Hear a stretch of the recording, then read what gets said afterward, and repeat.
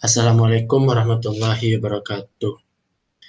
Teman-teman, perkenalkan saya Fauzi Herman, mahasiswa semester 7, program studi Ekonomi Islam, Institut Agama Islam Tazkiyah Bogor.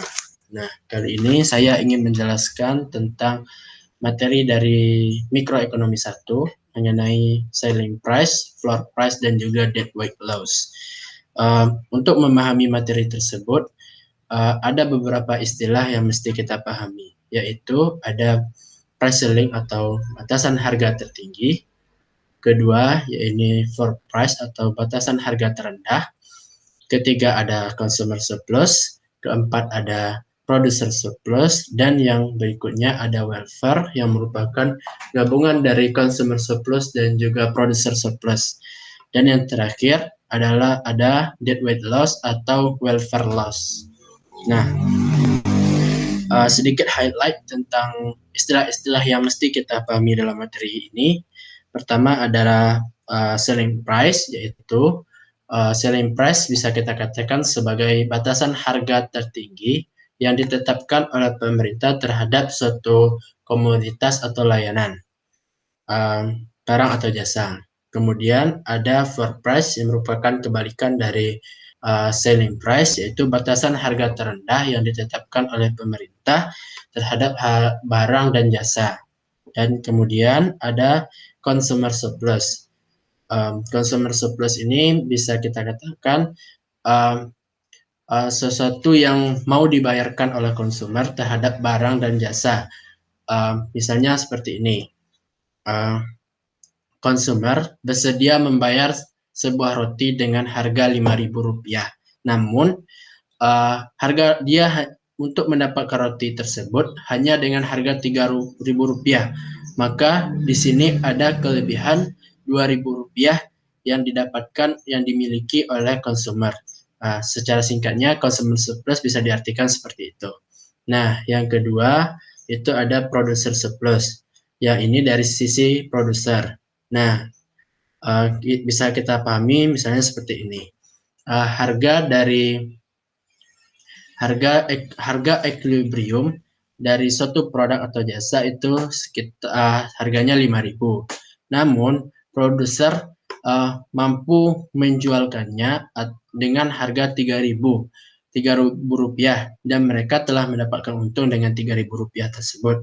Maka selisihnya, maka di sini ada selisih sebesar Rp2.000, yang dimana di sini adalah produser surplus bagi mereka, bagi produser.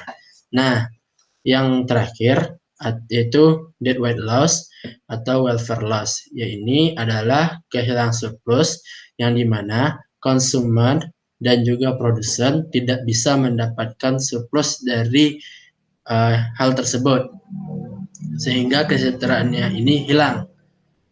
Begitu secara singkatnya. Mungkin nanti istilah-istilah tersebut bisa lebih dipahami lagi. Nah, berikutnya kita beralih kepada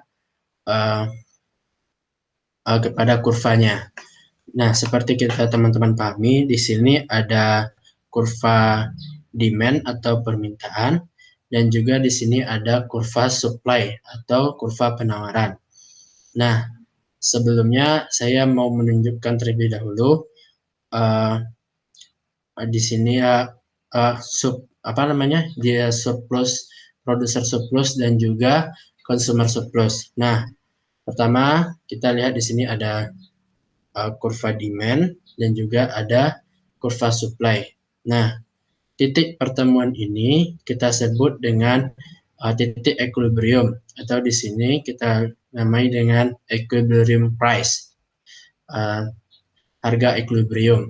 Nah, tadi kita mendengar kata istilah consumer surplus. Sedikit balik tadi ke slide sebelumnya. Nah, consumer surplus adalah luas daerah di atas harga dan di bawah kurva permintaan. Di atas harga dan di bawah kurva permintaan. Nah, kita lihat lagi. Ini di atas harga. Di atas harga berarti berada di atas ini. Kemudian di bawah kurva permintaan. kurva permintaan ditunjukkan oleh garis berwarna merah.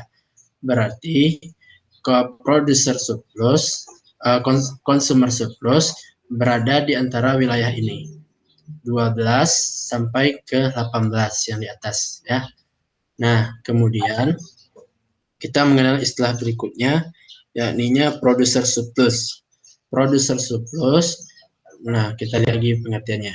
Producer surplus yaitu luas daerah di bawah harga dan di atas kurva penawaran.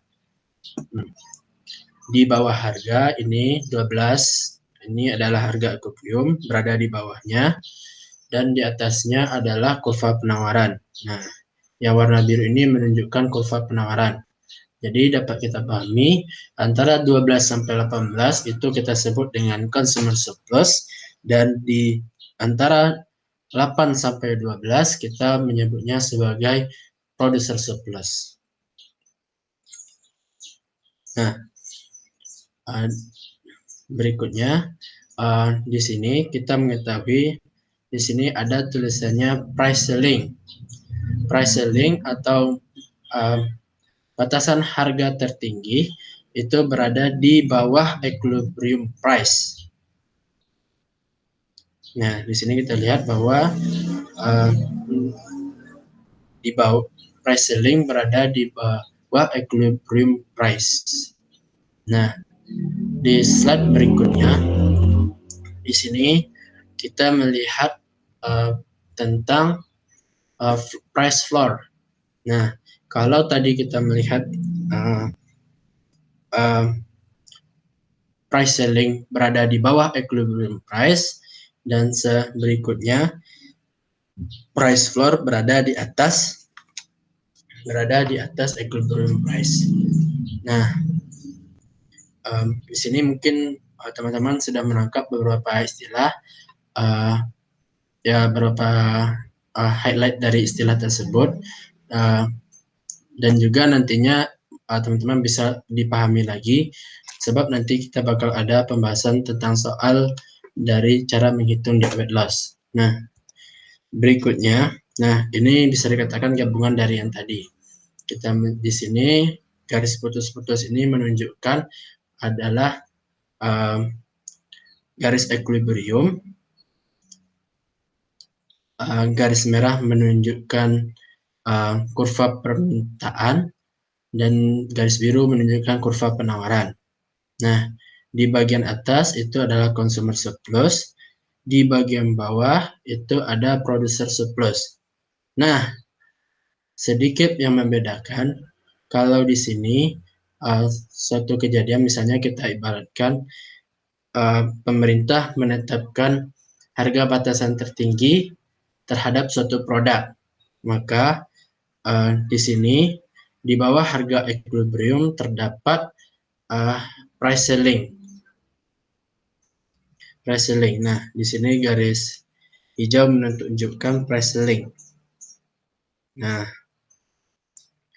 karena adanya price ceiling, maka di sini muncul lagi garis putus-putus. Nah, maka yang hijau ini menunjukkan bahwa ini merupakan dead weight loss atau kesejahteraan yang hilang yang tidak bisa didapatkan oleh konsumer ataupun produser. Mungkin dari sini teman-teman bisa memahami lagi beberapa istilah dan mana letak-letak producer surplus, consumer surplus, dead weight loss, harga equilibrium dari kurva-kurva tersebut. Nah, jika masih bingung, untuk memudahkan kita memahami materi ini, kita bakal beralih kepada soal mengenai materi tersebut. Nah, kali ini kita bakal ngitung bersama-sama. Di video berikutnya bakal saya tunjukkan bagaimana cara menghitung dari dead weight loss dari materi ini. Nah, ini soalnya teman-teman.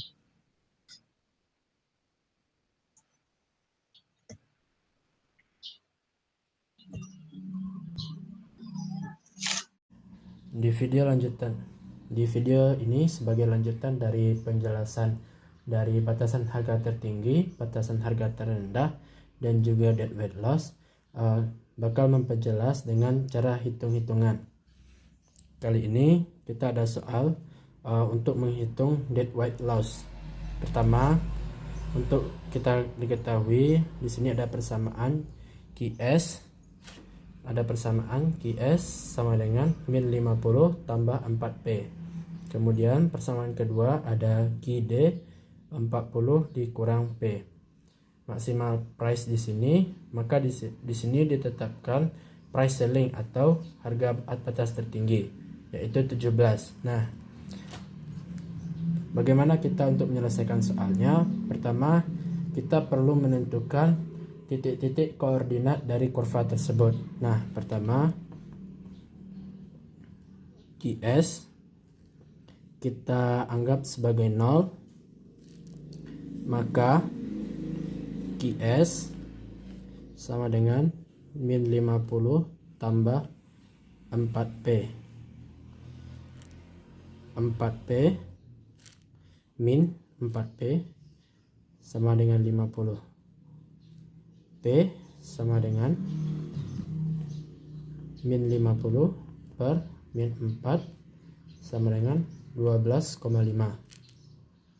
Kemudian sekarang P nya sama dengan 0. QS sama dengan min 50 tambah 4P. Min 50 tambah 4, 0 sama dengan min 50. Ini untuk persamaan QS sama dengan min 50 plus 4P.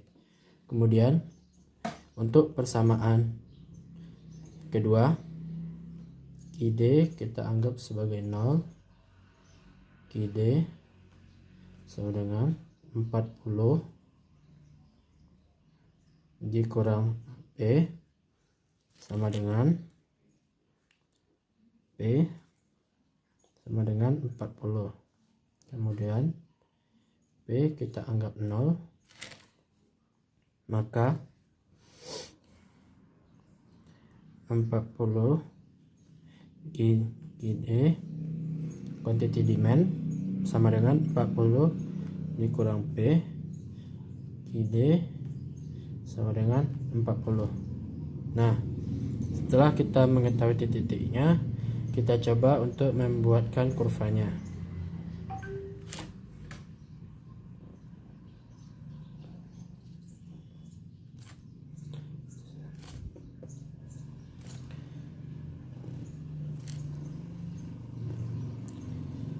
Di sini ada P-nya 40, Q-nya juga 40. Kemudian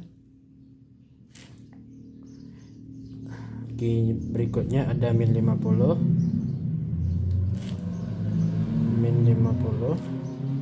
dan tingginya P-nya price-nya 12,5.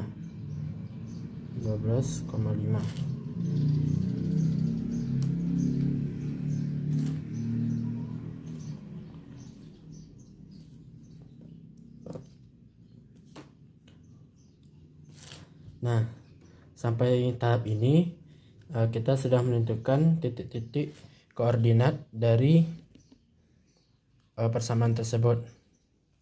Langkah berikutnya kita adalah mencari titik koordinat dari equilibrium price harga tersebut. Nah, bagaimana caranya? Caranya adalah QS sama dengan QD. Di sini QS min 50 tambah 4P sama dengan 40 kurang P. Nah, kita pindah ruaskan 4P ditambah 4P ditambah P, 40 ditambah 50, jadi 95P. sama dengan 18. P-nya sudah ketemu, sekarang kita cari Q-nya. Q-nya, QD, kita pilih salah satu dari persamaan tersebut. 40 kurang P. Jadi 40, P-nya di sini 18. Maka Q-nya adalah 22. Jadi di sini kita buat lagi aja.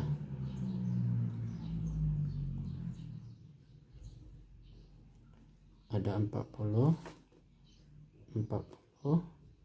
P Q 12,5 min 50.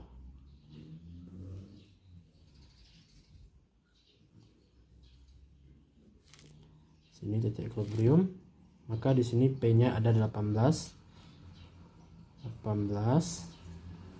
dan 22.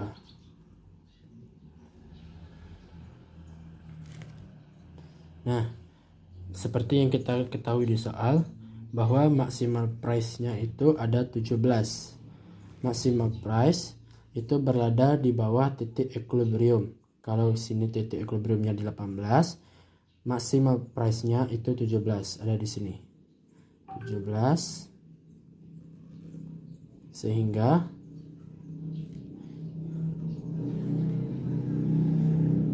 dengan adanya maksimal price, maka di sini daerah ini disebut dengan dead weight loss.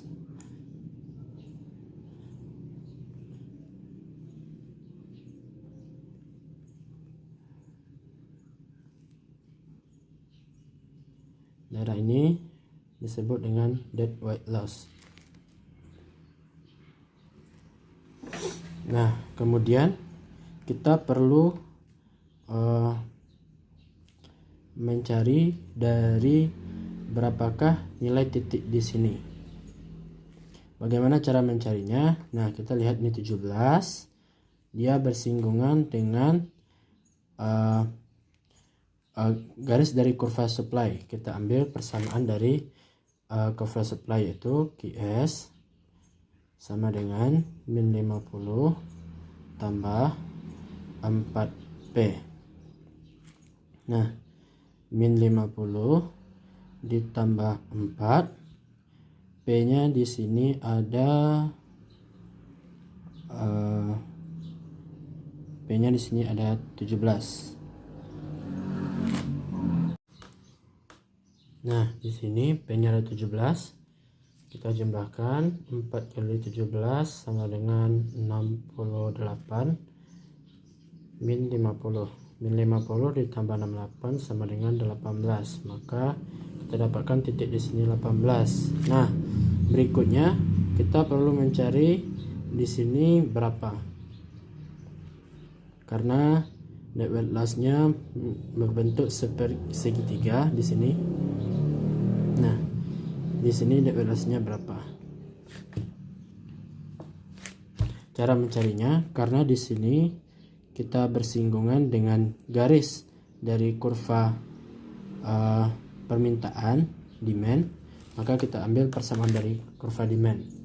Kurva demand QD sama dengan 40 dikurang P. Nah, 40 dikurang price, di 40 dikurang dengan di sini kita mencarinya price ya. QD sama dengan 40 dikurang P. QD sama dengan 18 dari hasil persamaan sebelumnya. Di sini 40 dikurang P. Maka P sama dengan 40 dikurang 18, hasilnya 22. Maka di sini 22. Nah, biar lebih jelas saya pindahkan ke sini ya. Nah, di sini ada 22. Di sini ada 18, ada 17, ada 22. Ini merupakan daerah dead weight loss atau kesejahteraan yang hilang. Maka rumus dari mencari luas ini karena berbentuk persegi 3 adalah, maka rumus dead weight loss adalah DWL setengah alas kali tinggi. Setengah alasnya ini setengah alas kali tinggi. Tingginya ini 22 dikurang 17. 2 kurang 17. Maaf. 22 kurang 17 dan tingginya jarak di sini ke sini 18. Maaf. 22 dikurang 18, maka setengah 5, 22 kurang 17, 5 kali 4 kali 4, 2 kali 5, 10.